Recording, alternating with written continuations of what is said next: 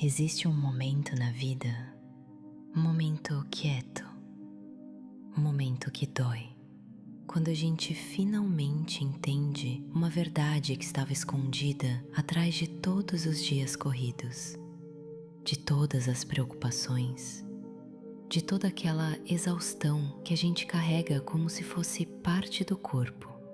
E a verdade é essa: você não está cansado do mundo. Você está cansado da forma como você está segurando o mundo aqui dentro, no peito, na cabeça, nas mãos que não soltam, nunca soltam. E quando isso cai, quando você percebe que a tempestade não está lá fora, batendo nas janelas, ela está aqui dentro, batendo nas paredes invisíveis da sua mente. Algo começa a mudar, porque nesse exato ponto, nessa rachadura dolorida, nasce uma oportunidade. A oportunidade de mudar não o que acontece, mas a forma como você sente o que acontece, a forma como você pensa sobre o que acontece, a forma como você se trata enquanto tudo está acontecendo.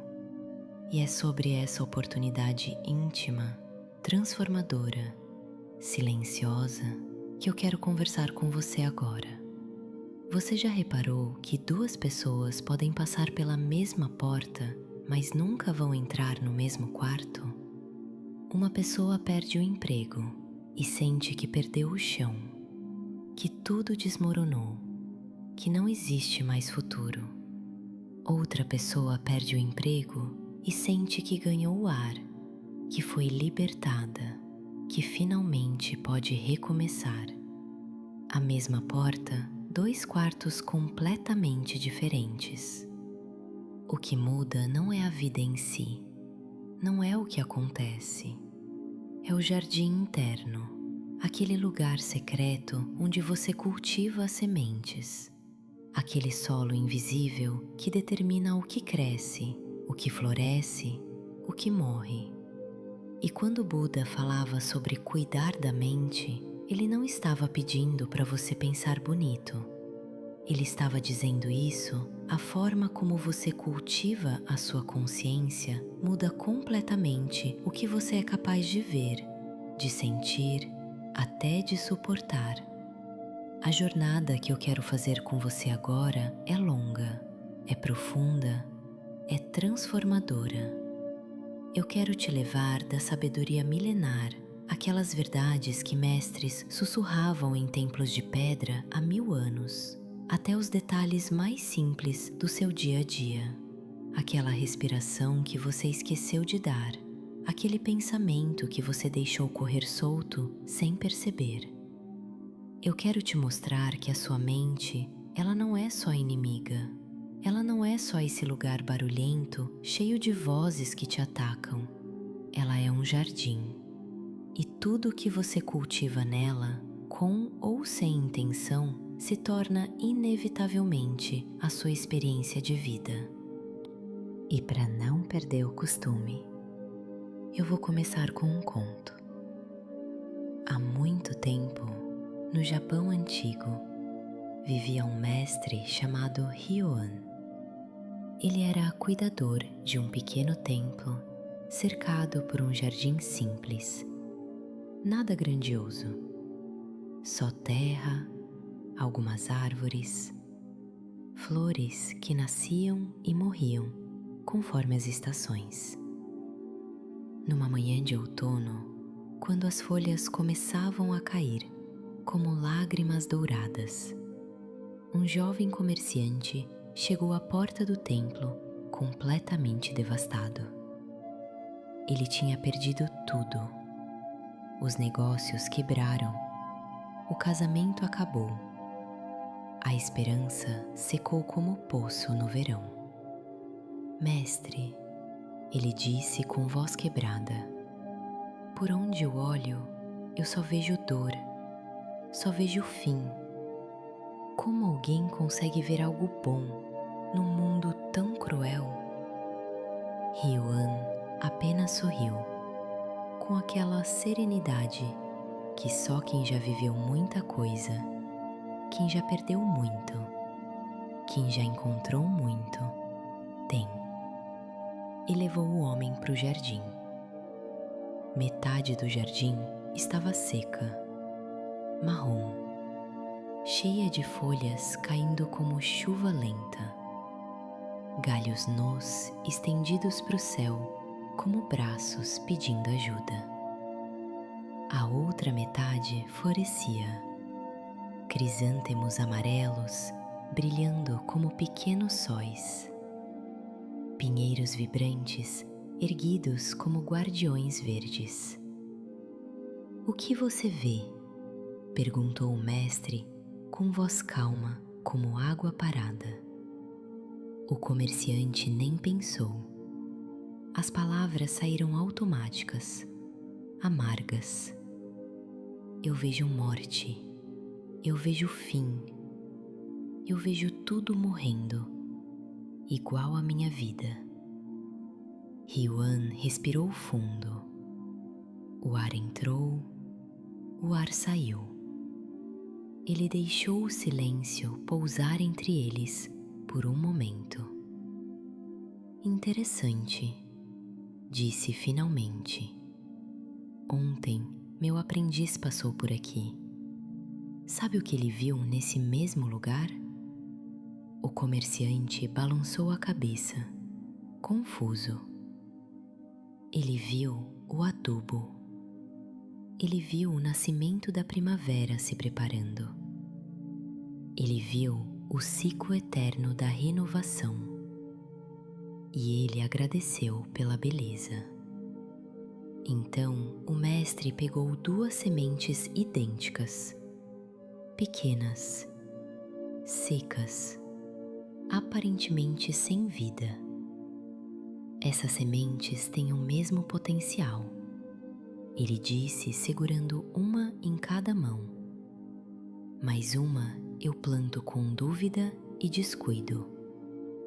Deixo ela jogada, sem água, sem atenção.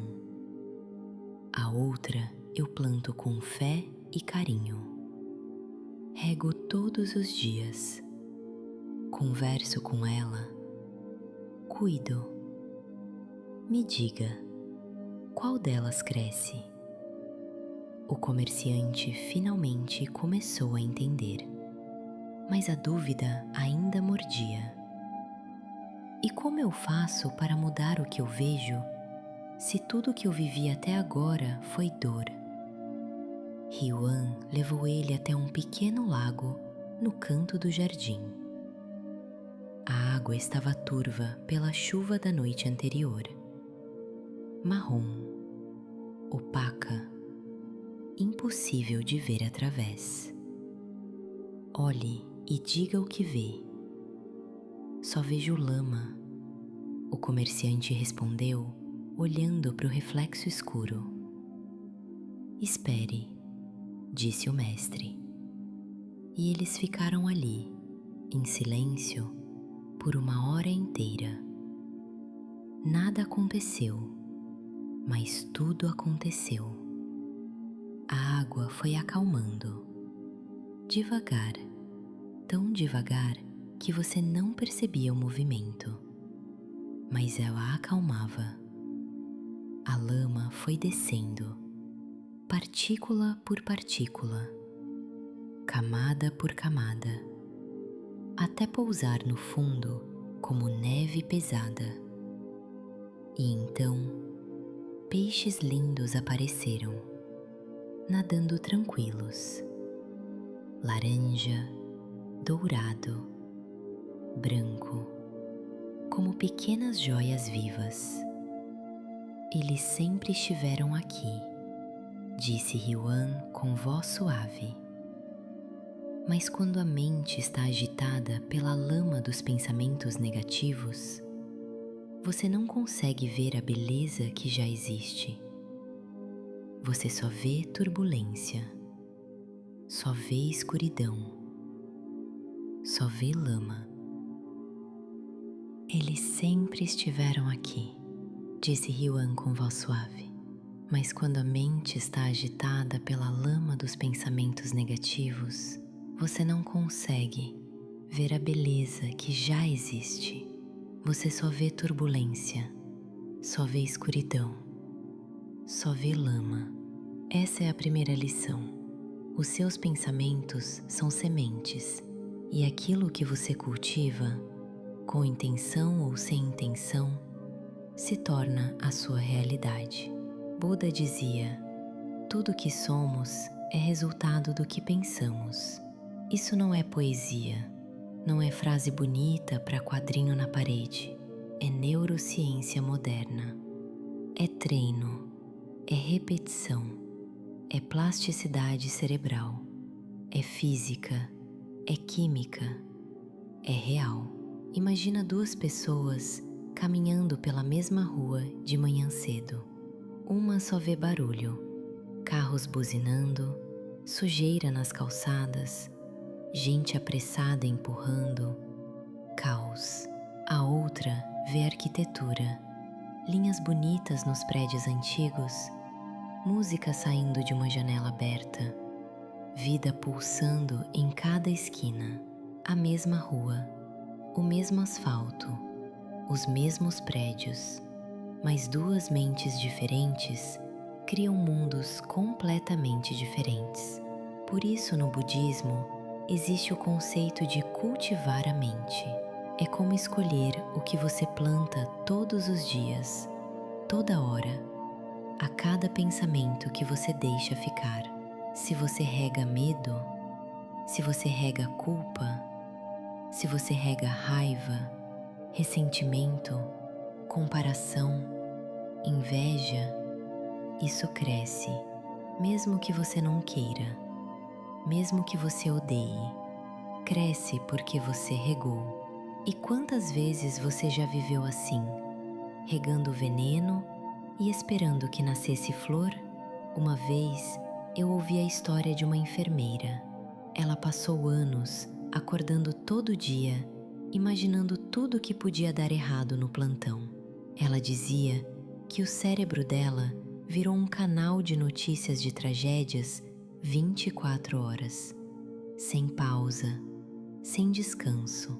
Acidente na UTI, paciente piorando, erro de medicação, bronca da chefe, cansaço, dor, morte. Tudo isso antes mesmo de sair da cama. Quando ela começou a praticar meditação, no começo forçada, quase sem acreditar, ela aprendeu a observar os pensamentos como quem observa nuvens passando no céu. Você não segura a nuvem, você não briga com nuvem, você só observa ela passar. E ela percebeu uma coisa que mudou tudo. Os pensamentos não são fatos. Só porque você pensa, não significa que é verdade. Não significa que vai acontecer. Não significa que você precisa acreditar. E depois de meses de prática, a primeira coisa que ela via pela manhã não era mais catástrofe. Era gratidão. Gratidão por estar viva, por ter trabalho, por poder ajudar. Nada na vida dela tinha mudado por fora. Mesma casa, mesmo trabalho, mesmas contas para pagar, mas por dentro tudo tinha se reorganizado, como se alguém tivesse arrumado os móveis, aberto as janelas, deixado a luz entrar. E aqui entra uma coisa que se tornou ainda mais essencial nos tempos modernos: escolher o que você consome. Tem um ensinamento budista chamado Guardião das Portas dos Sentidos, porque aquilo que você permite entrar nos seus olhos, nos seus ouvidos, no seu campo emocional, se instala como semente. Notícias que lucram com o seu medo, redes sociais que te prendem por gatilhos de comparação e inadequação, conversas que viram rodas infinitas de reclamação. Tudo isso te afasta da sua presença, te joga para fora de você, te faz viver num mundo que nem é real, só reflexos distorcidos. Uma vez perguntaram a um mestre zen moderno por que ele não assistia notícias, e ele disse com aquela simplicidade cortante: "Eu sei do que importa. As coisas realmente importantes chegam até mim por pessoas conscientes, não por telas que lucram com a minha ansiedade. Isso não é negação, não é enfiar a cabeça na areia, é curadoria mental, é proteger o jardim." Mas mesmo com cuidado, mesmo com atenção, a maioria das nossas reações acontecem no piloto automático. São padrões antigos, profundos, gravados há tanto tempo que você nem lembra quando começaram. O que o budismo chama de sankhara, no yoga chamam de samskara, condicionamentos. É aquele pavio curto que você acha que faz parte da sua personalidade. Eu sou assim mesmo, mas não é.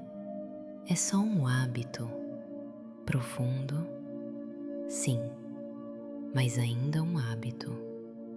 Há muitos anos atrás, eu achava que eu era naturalmente explosiva, que raiva era parte de mim, que eu nasci assim. Até que durante uma meditação, pela primeira vez, eu consegui observar a minha raiva se formando. Eu vi ela nascendo, pequena, crescendo, tomando conta. E eu percebi, a raiva não era eu. Era só um padrão antigo tentando se repetir, como uma música velha tocando sozinha. E quando você percebe isso, quando você vê o padrão se formando, você cria um espaço entre o estímulo e a resposta. E nesse espaço, nesse pequeno espaço de ar, existe liberdade. E essa liberdade muda tudo. Porque a vida não é feita de situações perfeitas. Não. A vida é feita de desafios, de coisas que doem, de coisas que quebram, de coisas que você não escolheu. No budismo, a palavra dukkha não significa sofrimento. Significa instabilidade, insatisfação, a natureza oscilante da vida. A vida oscila, o desconforto aparece, a dor bate na porta. Mas esse desconforto pode ensinar. Assim como a flor de lótus que nasce da lama, não apesar da lama, mas por causa da lama. A lama é o adubo. A lama é o que faz a flor ser tão bonita. Um monge tailandês odiava trabalhar na cozinha do monastério. Ele achava que estava perdendo tempo de meditação, que cozinha era trabalho inferior, que ele deveria estar sentado em silêncio buscando iluminação.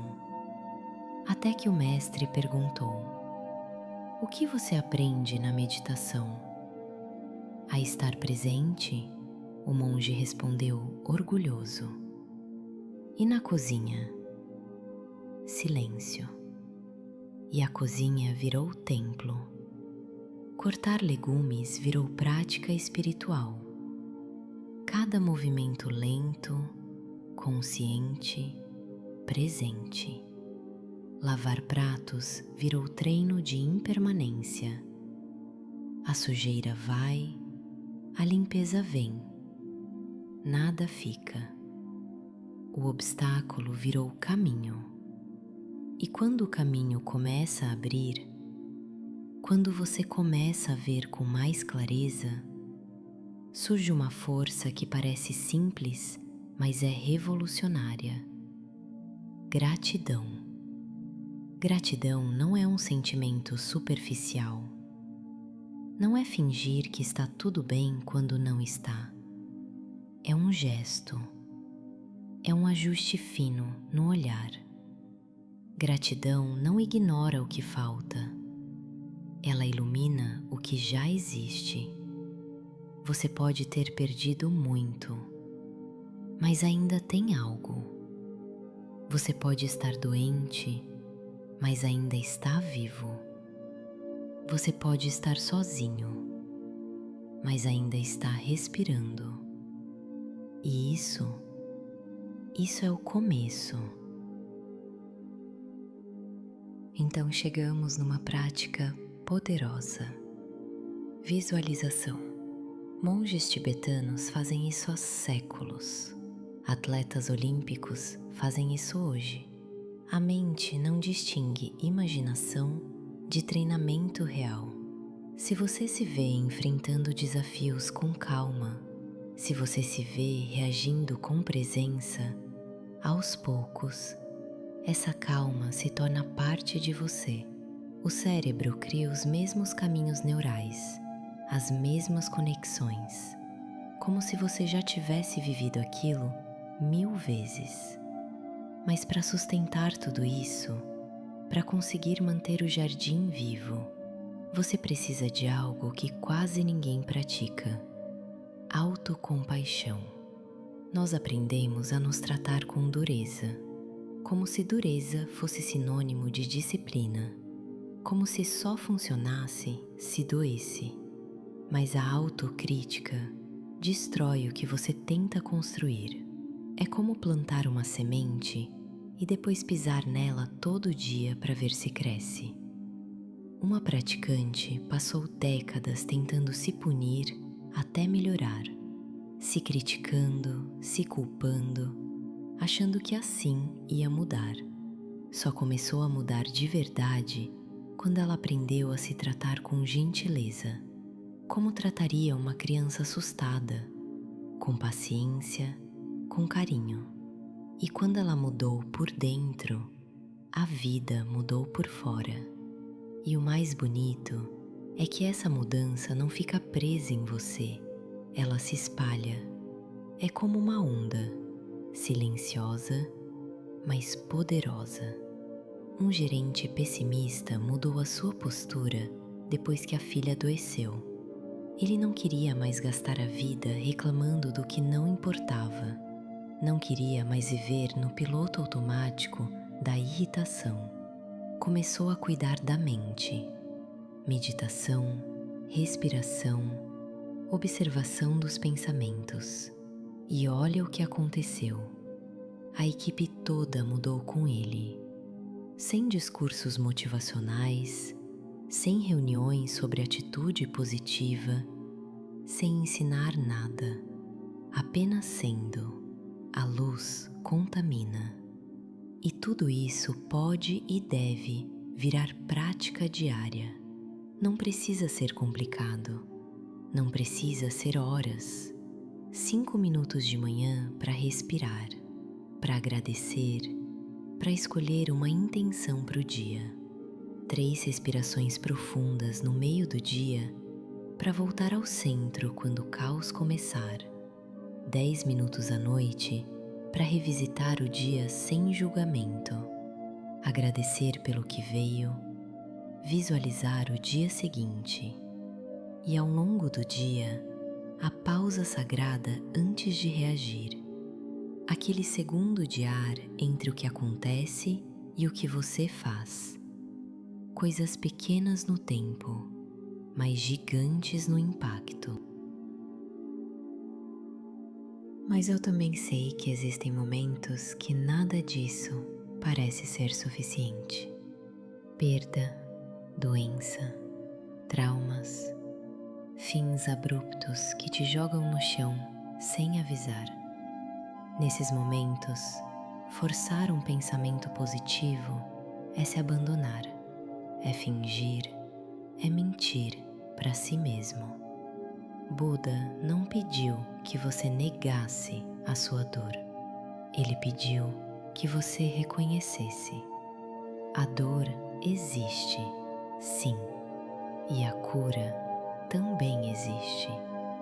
As duas coisas podem estar no mesmo jardim, e a ciência confirma tudo isso.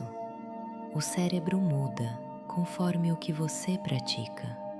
É neuroplasticidade. Se você pratica medo, fortalece os caminhos do medo.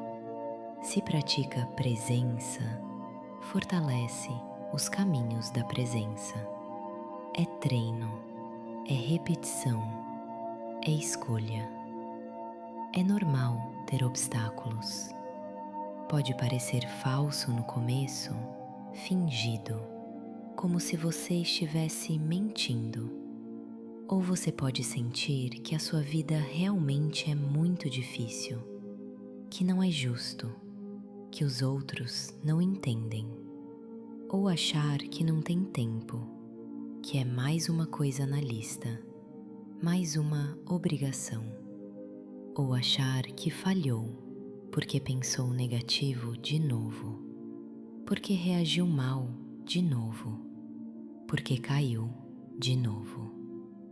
Mas tudo isso faz parte da caminhada, e a caminhada continua sempre.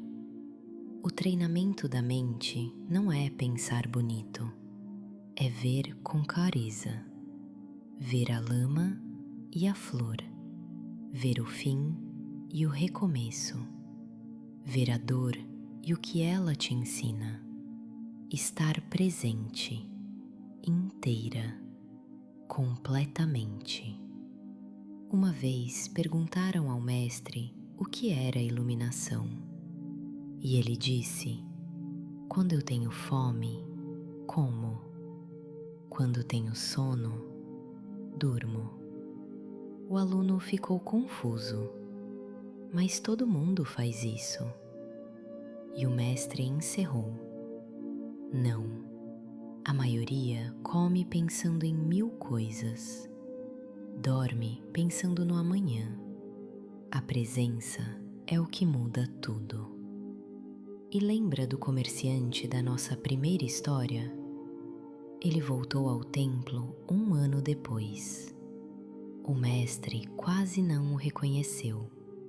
Ele sorria, tinha luz nos olhos, caminhava diferente, mais leve, mais presente.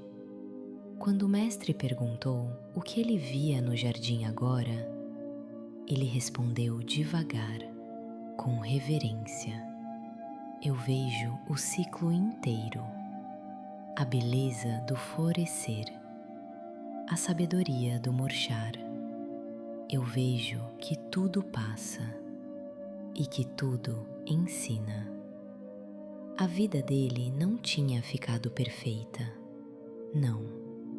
Ele só tinha aprendido a enxergar com clareza. E agora a pergunta que importa: quais sementes você vai regar hoje? Escolhe uma semente para cuidar por 30 dias. Pode ser gratidão, pode ser pausa antes de reagir, pode ser visualização, observação dos pensamentos, curadoria mental, paciência, respiração consciente. Escolhe alguma coisa para começar e acompanha a sua transformação, porque cada respiração é um recomeço. Cada dificuldade é uma professora. A mente é um jardim e você é o jardineiro. Que você veja com clareza, que encontre paz, que a sua prática floresça e que a luz que você cultiva aí dentro de você alcance todos ao seu redor. Eu te desejo muito amor e muita luz na sua vida. Namastê.